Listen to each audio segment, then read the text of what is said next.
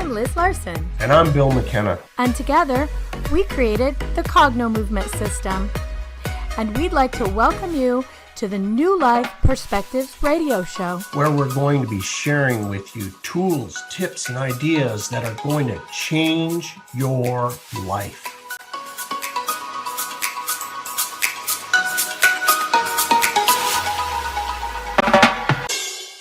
Hello in UK Health Radio Land. I'm Liz Larson, and I'm here with my friend, Bill McKenna. Hey, Bill McKenna. So, gosh, you guys, we really missed you last week. Bill and I were in sunny San Diego. Well, Bill's always living the dream in San Diego, but I was down there too, and we were hosting the Cogno Conscious event. So that's why we were gone last week, and we sure missed you guys. But it's over now, and we're starting to get some feedback, which is really interesting after an event like this. So we wanted to share what's going on with all of you. And it's this big idea of what happens when your biggest problem is gone from your life. What actually happens when you don't feel the way you normally feel, when you actually are free from that issue? It's not exactly what you might imagine. So that's what today's episode is going to be about. So I know you have a lot to say about this, Bill McKenna. So jump right in.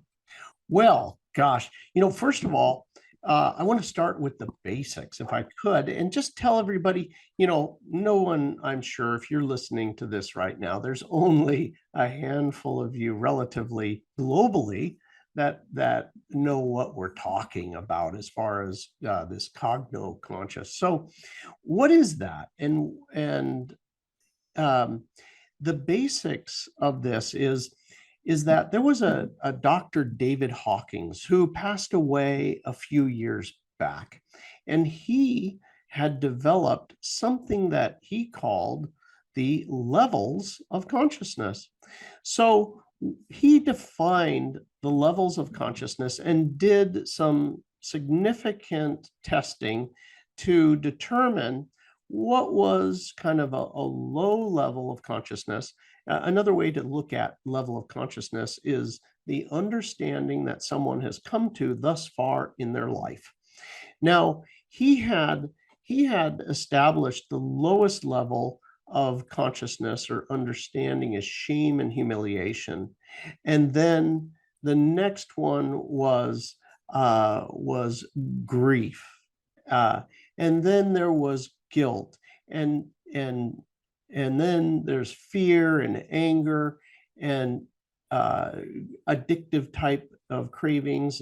Pride, that's the kind of inflationary, demanding and condemning type pride. It works its way through up to forgiveness, and then love and unconditional love, joy, bliss, and finally ending in enlightenment. Now, each one of these levels of understanding seems true to all of us. Everyone that we're talking to around the world globally fits into some category as their primary level that they understand life from. For example, myself, I saw antagonists everywhere. I was at the level of anger, and that was my predominant understanding, that I had a lot to be angry about. And if you weren't angry along with me, well, you were Pollyanna.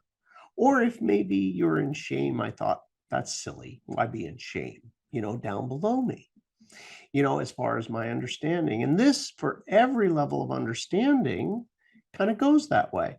Why would you ever forgive somebody? If you were to forgive them, you would be the first person to get hurt, right? That's where I come from. That was how I felt. So these levels of understanding we have within us as human life experiences, our own life experiences, and then also, our historical, from our culture. This is how we handle things in our culture, whether it's a religious culture or a geographic area. but we carry with us our entire life these programming, right? If I'm, for example, afraid, I'm at the level of fear, I see lots of things to be worried about. And what Liz was talking about is at Cogno Conscious, we utilize this methodology. It's a kind of a neurological reprogramming called Cogno Movement, cognitive function and movement. And what it does is it releases these old patterns from our neurological system in our body. So we don't think it and we don't feel it anymore.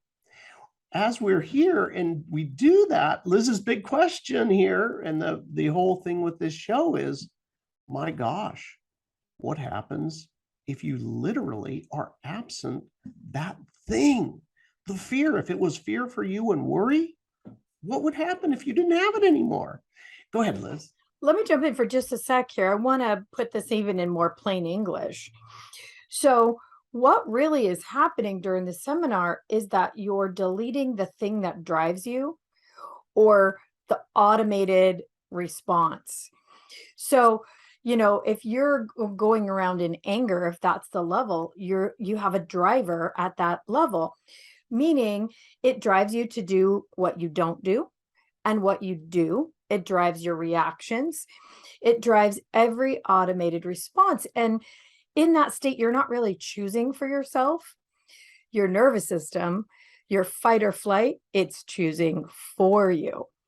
So you become an automaton, right?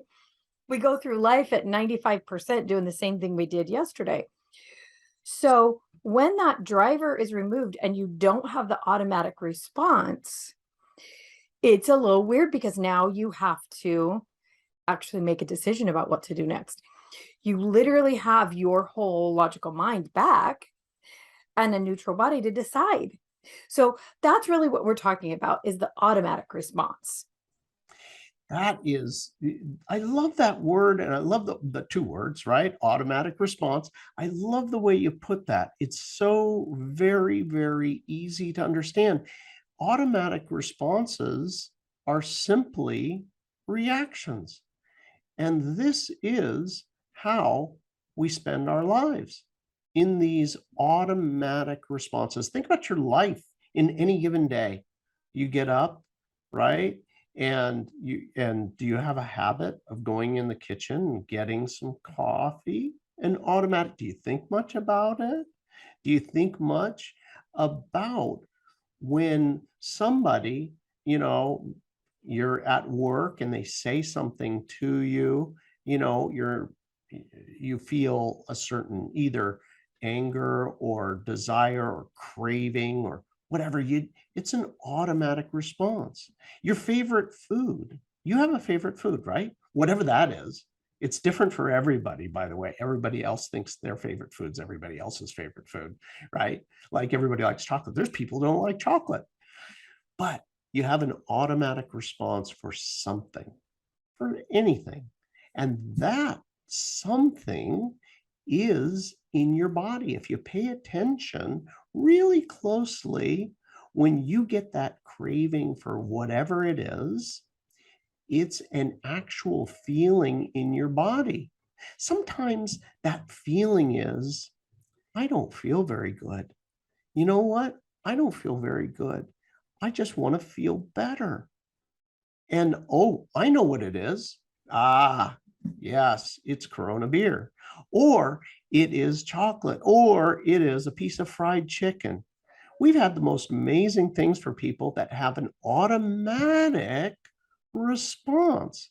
And it could be something crunchy, literally something crunchy, something salty, you name it. Here's a funny one. And you guys know who you are out there. You're having a perfectly fine morning. You do maybe have your automatic coffee in your hand and your favorite shoes, and you walk out the door and you be just as happy as a clam, get behind the wheel. As soon as you exit your driveway and get on the road, you turn into an anger monster, right? Road rage is what's all your brain can think about, and your body's on fire. You're screaming at people, you're swearing, you're flipping the bird, and then you get out of your car peacefully and go into work. What the heck is that? Right? It's an automated response that your body learned somewhere, and you really seem to have very little control. I heard one that really cracked me up, even though it's not funny at all, is there are people who do this in the grocery store. The minute they get behind a grocery cart, they're angry. They have road rage in the grocery store. Now, those of you who have this situation, darn good and well, it doesn't really make any logical sense, but it's the automatic thing your body does when you get in that situation. We had somebody during the week who said that they were worried about being well because they came from a long line of sick people. They would break the pattern, and that might be hurtful to that whole line of people who were unwell before them. And the person who said it knew, because she'd already cleared levels, that made no sense. But we do this. We have the automated responses that our family has. So have you ever heard the saying, mirror, mirror on the wall, I've become my mother after all? This is why, the things that we don't want to have come out of our own mouth, the things that we don't want to think, the body gestures that we don't want to make, all of a sudden show up. What is this? Nothing more than an automated response. So the first thing to know is that you have them. The second thing to know is how the heck to even begin to recognize. Because they're automated, we don't see them.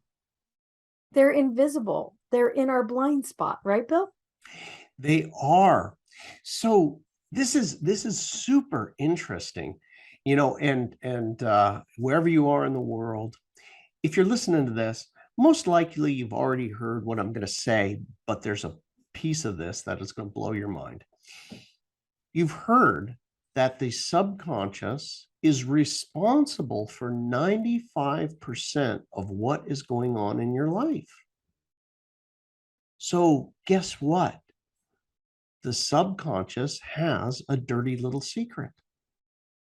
It uses your neurology, your physical body, to do that. It creates a feeling. Your subconscious uses the body to create a feeling. And now, whatever feeling that you get, if it's strong enough, you're going to act that way. You put enough of that feeling of, I don't feel good. And even though you know that you shouldn't eat that pint of ice cream, you shouldn't have a double order of whatever that is, you shouldn't eat that second candy bar, you do it anyway because you had a feeling. All of us around the world act according to our feelings. We know this scientifically from Dr. Antonio Damasio. He's a neurologist and a psychologist from USC in Southern California, researcher. This is science. We will actually act according to the feeling that we have, and we justify it with our thoughts. Of course, I should have the extra thing of chocolate. It has antioxidants in it, or I needed the energy. I haven't eaten enough. You name it, whatever justification you have. And this goes from the very height of institutions, both government and public institutions, to businesses. You've seen them all make illogical choices, but somebody at the top has got a strong feeling, and then they'll justify it. You see this all around you constantly. But the beautiful thing about knowing this is you begin to become aware. Oh, look at that. I have a feeling. I have a feeling. And then I really want to do this, whatever that is, or not. People will die literally die for a feeling. You It's know, not, yeah. it's 100%, you're 100% accurate. People they'll die with their automatic responses, never really knowing why they did it, never really knowing what was the driver behind that feeling. Feeling justified Yeah, about it though. justified. So we have to hear from the UK Health Radio. UK Health Radio, take it away. Okay, so we're back and we're talking about something we talk about a lot is automatic responses and patterns in the body, the driver. And I was kind of laughing, Bill, when you were talking about this because I thought of something that's not laughable, and that's self-esteem. You know, there are people who might be the absolute most gorgeous person on the planet who has low self-esteem. They just don't feel good about themselves, which everybody looking in thinks that's ridiculous, and it makes no sense. And it made me think of a funny story about my mom. My mom was absolutely gorgeous and looked like a pinup girl in her youth. You know, she had some offers from Hollywood. She was a performer, an organ player. She had an amazing voice. And my mom had, you know, some low self-esteem, which made no sense. And when she was in her 50s, we pulled into a cul-de-sac near our house, and there was this little girl who lived in the cul-de-sac. It was a funny little thing. She was about 4, and we're driving around the cul-de-sac, and my mom has the window down, and she waves and says, "Hi, honey." And the little girl says, "Hi, chicken head." And the words that came out of my mom's mouth next, we were all dying. It was some expletives that she didn't say to the child, but she was so furious that this kid had called her a chicken head. And, you know, I didn't realize it till we were just talking about this, but what my mom was responding to was having been a little girl, and the kids would tease because, you know, they'll tease about your last name, and so they would call her Booger Ball Benjamin, which she hated. She hated being teased by the other kids. Now, here she is 50 years old, and there's a 4-year-old just being as goofy as a 4-year-old is. And her nervous system lit up like a Christmas tree. For years, we would tell this story, and every time it made my mom so mad. She was just certain that this little kid was evil.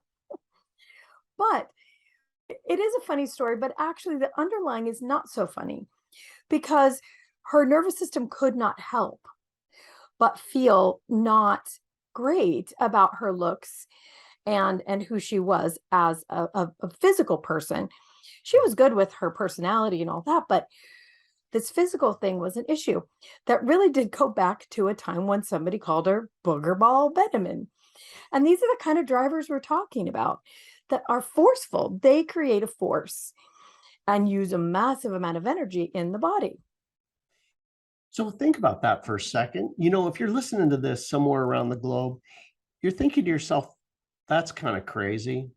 But you know, the truth is, it's in all of us. Automatic responses, right? My subconscious creating a feeling.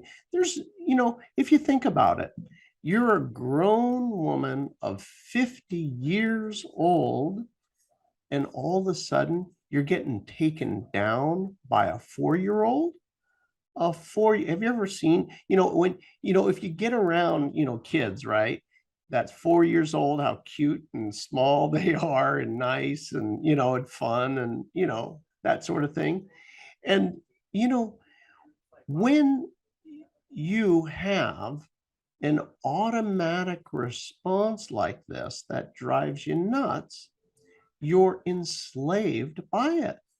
All of these automatic responses take us out of choice. She had no choice but to react with rage because her body was literally sending a message like, be on, be angry, be very threatened by this, you know? And imagine for a second if she was free of that, literally free. Like, she says, hey, hello, chicken head. And, she could have said back, oh, you little cutie, hello, balloon head, or something back, something funny back, and they could have been like great friends forever, but Right. they, That would have been a much more rational, normal response. Or, my mom had 4 kids too. She knows that little kids will parrot something they heard, or maybe it was on TV. But instead, she was very, very certain that like the parents must have called her that behind her back or something like that. It was a big conspiracy in our yeah, house for a while. And yeah, looking back, it is funny, but for her, it really wasn't, because that driver was so strong within her system. So, what we're talking about is what happens when that's gone, because that takes up a lot of space and a massive amount of energy. Constantly being concerned about how you look because someone might attack you. And the nervous system really does think you're probably going to die if someone calls you a chicken head. It turns on the alarms. It puts on fight or flight. It has you ready to do a karate chop to the head of a 4-year-old. You know, when it's gone, it's like crickets. The other thing that people don't talk about is that these automatic responses that react so big, like being behind the wheel with road rage or in the grocery store, running over the old ladies with your cart that are going too slow, they create a dopamine hit in the brain. They actually, your body rewards you for this sensation. which is crazy, right? Yeah. You think dopamine is, that as a reward. Yeah.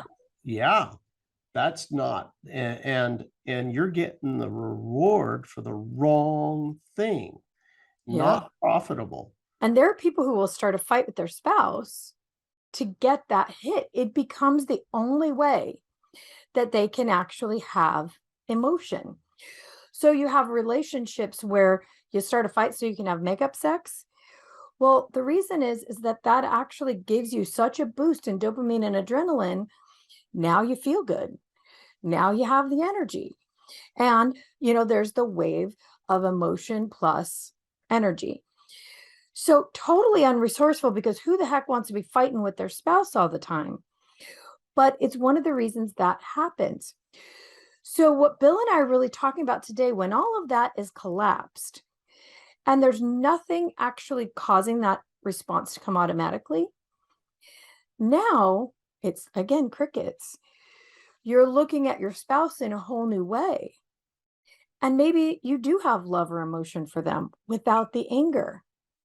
Well, they may not be used to that. They may not be ready either. And you might think, I don't have my passion anymore.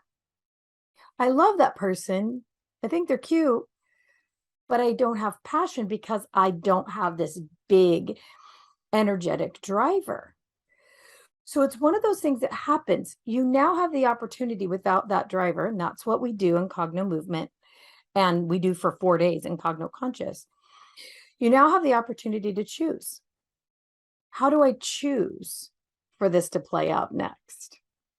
That's a very, very foreign thing for most of humanity. They are going through from moment to moment with reactions. This plays out in finances.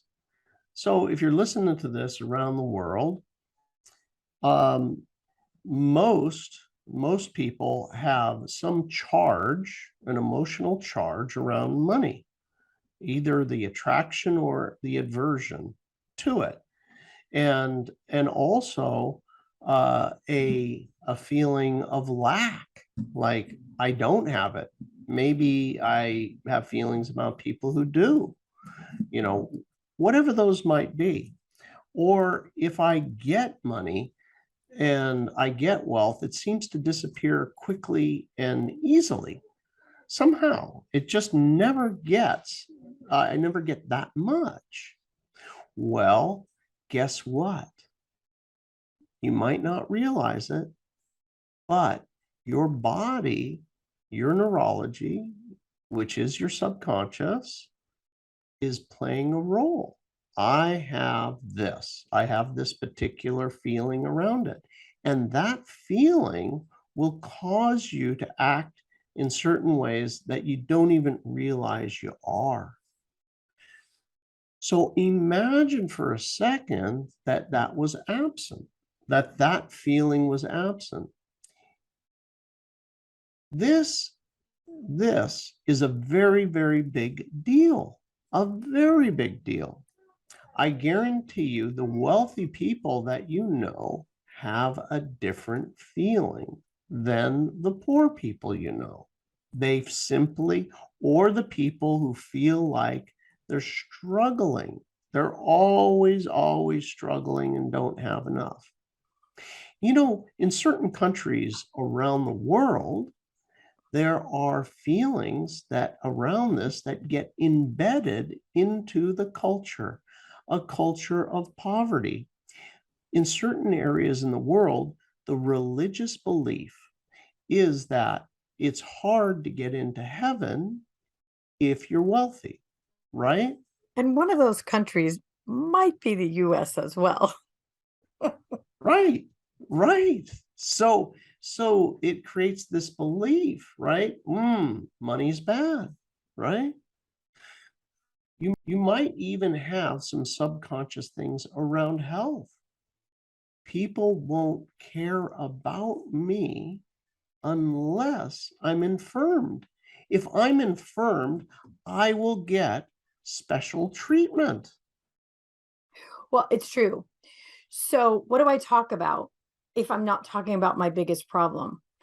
If my whole life I'm talking about how my mother abused me, and then, at the end of these 4 days, you don't really care about that anymore. Yeah, it's true, but it's like a story on a shelf back there somewhere, and now everything's changed and you feel compassionate towards that person. You understand, what may have been going on in their life. Not that you excuse whatever happened, but your neurology just isn't on fire about it. You're just not concerned with that moment in time. You're concerned with this moment in time. So now, where in the first 5 minutes of meeting somebody, you might have identified yourself as a survivor of abuse. Well, that's sort of collapsed. You're now just you with all the things you are now. And you may have to restructure what you say next. You may have to choose, hi, I'm a botanist with an MBA and I really love chickens, right? You have to now choose what you are and who you are based on different criteria. It's a really strange thing and it's a strange feeling. So most people could never even imagine what it feels like without their biggest problem. And the people coming home from our Cogno Conscious seminar are in that state. So many of them are saying, well, who am I now without that issue? What do I do next? It's a big question. Now you actually get to, and you also have to choose. There is some comfort in automatic. I knew what the world looked like when I was a survivor of abuse. Without that story, without that pattern, without that driver, without that automated response of whatever it is, victimhood or even guilt, shame, fear, denial for some people, you've got a whole world of other options to choose. And it can be a little overwhelming, actually, right? Where do I go next without that? I'm free from a boulder that I've had around my neck my whole life, which also my nervous system thought kept me safe. It kept me from getting hurt again. Now I'm free, to take off my seatbelt and move about the plane. So it's one of those things that you have to now begin to reconstruct and make logical and heart-based choices, not adrenaline-driven choices. Super interesting, right? It really is. It is super interesting. And after the break here, I want to talk about all of the religions of the world and the aestheticism that they all do. A life of poverty, a life of aestheticism. Some of them have vows of poverty for the priests and the nuns and the monks, right? All you get is these robes, and that's about it. But there's something really interesting that is happening to people that eliminate all of these automatic responses. And it is the purpose that the religions of the world are trying to help other people get to that point, but they're doing it from the external. All right, well, let's hear from the UK Health Radio and what they have to say, and we will be right back. And we are back. So you were talking about religions and their role in some of this automatic stuff. So is it kind of amazing, right? All across the world, right? You'll find a commonality in the religions of the world, that the person, that joins a priesthood, being a monk of some kind, maybe a nun, uh, they they're given a set of robes or a uniform, and all possessions are surrendered. They don't have really a lot in the way of possessions. You don't see a lot of them, with lots of houses and cars. There's certainly some of that in it's not a rule, right? I'm just talking about the norm here. But what they're attempting to do is the founders, or I'd say the administrators of these different religions, they looked at the leader of that they're looking up to, and they saw this person was just walking around with a robe, maybe a stick, and that's all they had. They had just those, just one or two things. Gandhi, I think he had a pair of glasses, and that was about it. He had a couple pieces of clothes and his reading glasses. Well, what it is they're trying to get people to let go of clinging to the external. I'm clinging to a possession, clinging to relationships, all these clinging, but they're trying to force it from the external. And the process, when you go through and eliminate the shame, the guilt, the grief, the anger, the resentment, the fear, all of the addictive type desires, all of these different lower levels of awareness, consciousness, or understanding, so too falls away the attachments. This is where all these leaders around the world were. They were absent all of those negative feelings and attachments from inside of them. And it just so happens, because they were absent as a feeling, they didn't need anything. I got this robe, I got this stick, and it's going to help me walk, and I'm good. I'm good to go. So they know that the next thing, when they need a meal, it'll be there. If they need a new pair of shoes, it'll be there. This level of understanding just begins to naturally emerge as a reality. Yeah. So what's interesting about that is people might be thinking, well, so if I let go of all of my attachments, does that mean I wander around in my underpants for the rest of my life? Because I don't want anything else.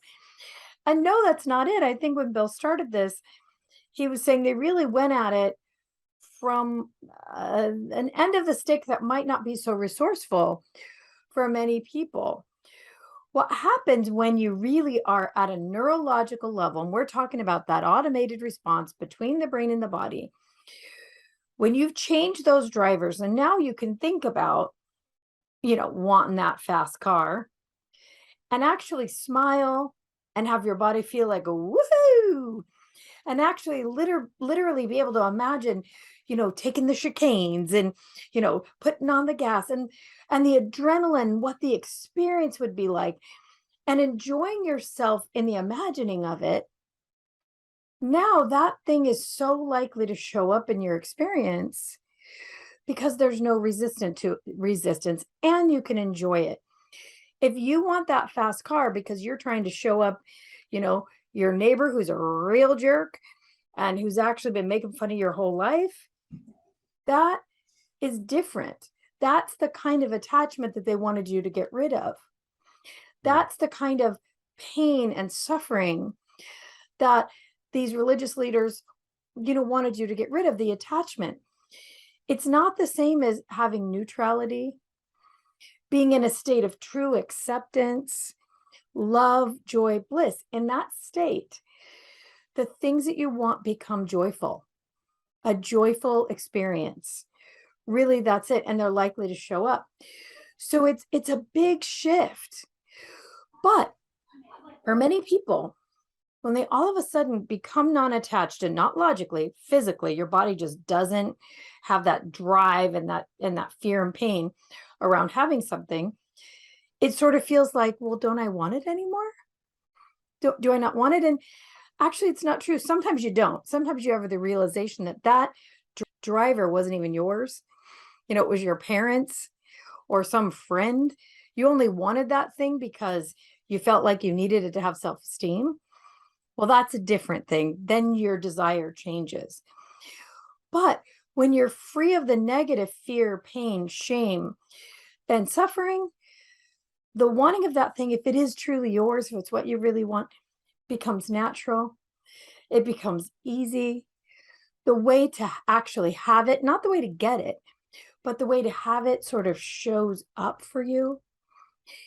It's the way you know that the driver has shifted when it just seems like the most natural thing that could ever happen to you.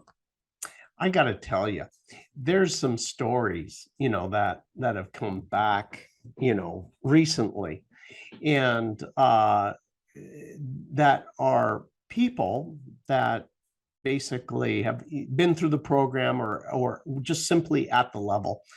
And it's so funny because in our community, we love to, share and talk about these things. And the first one, there was a woman. I'll use her first letter of her first name, T.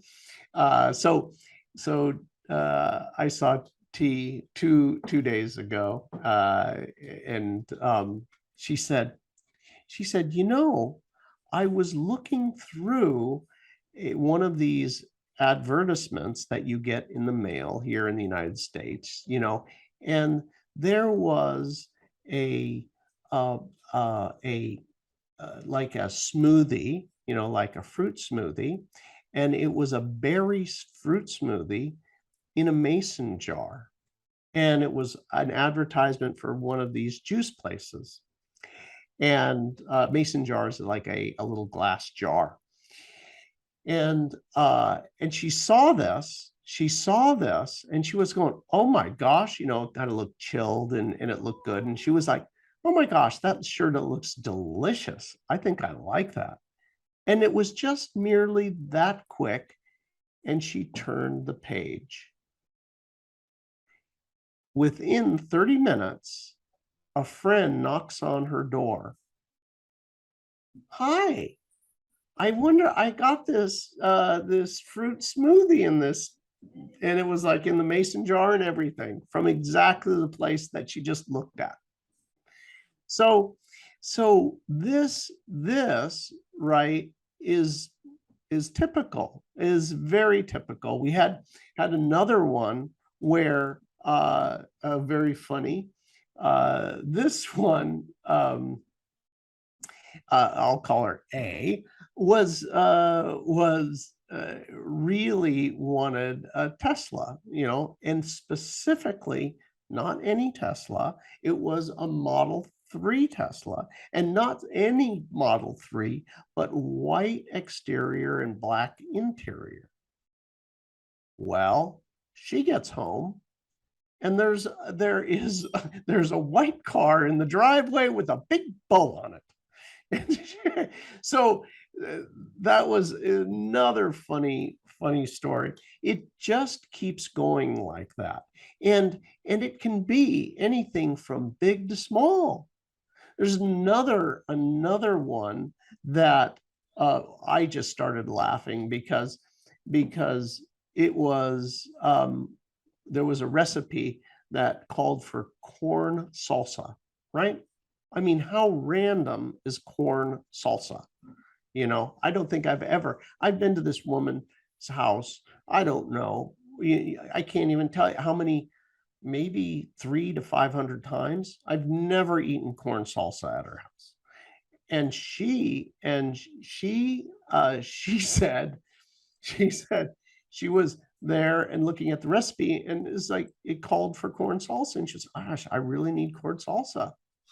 It was no more than 10 minutes later, and the knock comes on the door, and a woman was there with a bucket of corn salsa and said, I took 1 spoonful and I decided this is not for me, and I don't want to waste it. Would you like this corn salsa? it is in the different understanding as you elevate yourself into this place, absent my fear, absent my guilt, absent my shame, all of those automatic responses. Guess what happens? I think it, and then it happens. But you have to eliminate these automatic responses. You know, it really does take courage in a lot of ways to be willing to do this kind of work to eliminate your automatic responses, because, you know, you're just not sure who you will be next without them. So often it's shaped your personality. But what Bill's talking about is so real. There's nothing imaginary made up about it. When you are free from the driver that makes you feel angst around wanting something and not having it, it will show up. Now the wanting of it is out of really a joyful state. In each of those stories, the people are like, gosh, that would be really wonderful. And they really felt how wonderful. Even that little corn salsa, gosh, I'd like to have some corn salsa right now. Not, damn it, I don't have any corn salsa, right?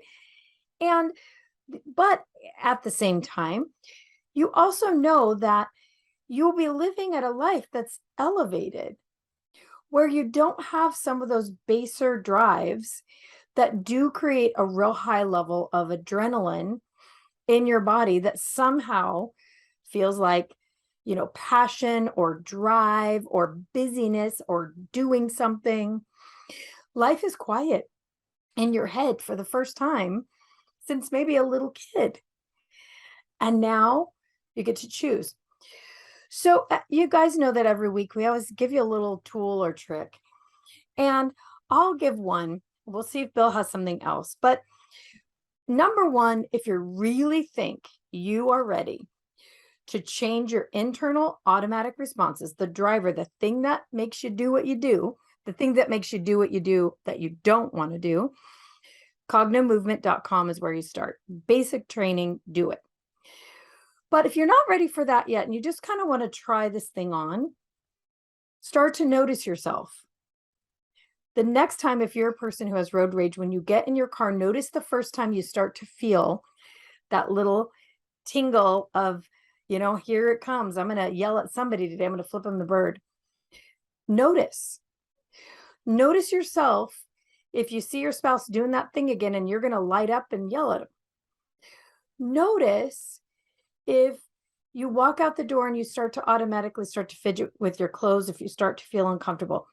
First thing, start to pay just a little bit of attention and be willing to ask the question, is this what I really want to do? Now, it's going to be hard at first, but Even in just noticing it, you begin to break the pattern a little. Now, here's the big next step if you're willing to take it. Do the opposite. So if you're the person who gets in the car and you start to feel that anger, notice it, question it, and then the next person you see, smile and wave. Vow not to use your horn for the whole drive. Do the exact opposite. At least try. It will feel horrifically uncomfortable at first, but you'll feel different when you arrive at your destination, when you've gone an hour without doing that thing. And then find one more thing that day just to notice. Question it. Is this what I would choose to do? And then do the opposite. It will start to unwind your pattern. Now, over time, you could completely collapse that pattern, but it might take time. The system we have makes it faster. So that's just one little thing that you can try. Do you have anything else, little thing they could try, Bill? Absolutely. So this technique that I'm going to share with you today is something that when I first was told about this from a wonderful teacher of mine, I didn't think would work. And I also didn't want to do it. So guess what? It does work. And here it is. I love my thought. If you've got a thought that you don't like, I love this thought. I love it. I have absolutely no resistance to it. I love it. If I have a judgment about somebody or something, and I wish I didn't, I love my thought. I love my thoughts. I love it. Try it on. I know all around the globe right now that there's thousands and thousands of people listening to this and trying it on. It works probably around 20 to 30 seconds. You're going to start to notice a difference. I love this thought. Whatever it is, I love this thought. The most amazing thing happens with this. It starts to completely disintegrate. We are conflicted most often in our negative thought. We're like, I don't want to feel this way. And all of a sudden, when you literally start to love your thought, I love this thought. I love it. I love it. I love it. It evaporates. And you'll just find yourself not thinking about that. So this will serve you the rest of your life, this one little technique. Yeah, it's so true. Yeah. And you can extend that out even a little bit. If you're thinking about wanting to be without your automatic responses, these drivers, is what would I like to think about instead? What would I think about if I don't have that chronic thought or that chronic anger or that chronic fear? How much space would you have in your head if you were not in chronic worry or suffering or low self-esteem? So try it on. Imagine that you did not have that chronic feeling anymore. What do you think you would do? Who do you think you might be? That's the big question. Who am I without this thing, this monkey on my back that I've had for all these years? It really might start you thinking about what your purpose is, who you'd like to be on the planet, what comes next that would actually be not by default, but by choice. At first, it's uncomfortable, but it really becomes fun after a while, even just to imagine, who would I be without this thing? So we have run out of time for the day. Thanks so much for this conversation, Bill. It sure is fun to talk about this, especially after the fact of one of these big events. We're on a high. We know that the people we worked with, their lives are changed forever, and we'll have those stories with us forever as well. So it's just a wonderful place to be, don't you think? Oh, God, yeah. Come and join us, everybody. Cognomovement.com. Tons of great resources for you there. You start your journey today, and there's 2 free ebooks there. One's called Suffering is Optional, and the other one is a tiny book of big manifesting. You go there, you put in your email address, and we send them right to you. Yeah, it's actually a really good point. So if you are starting to think that you might be one of these people who wants to get in there and change as many automated responses as you can in a 4-day period, become someone else, have a new brain, a new mind, a new life, go to cognomovement.com, go to our event section, and register for the next Cogno Conscious event. It's happening in March. It just went up. It will sell out quickly. So if you think this is for you, get in there and reserve your place, because you will never look back and be sorry you did.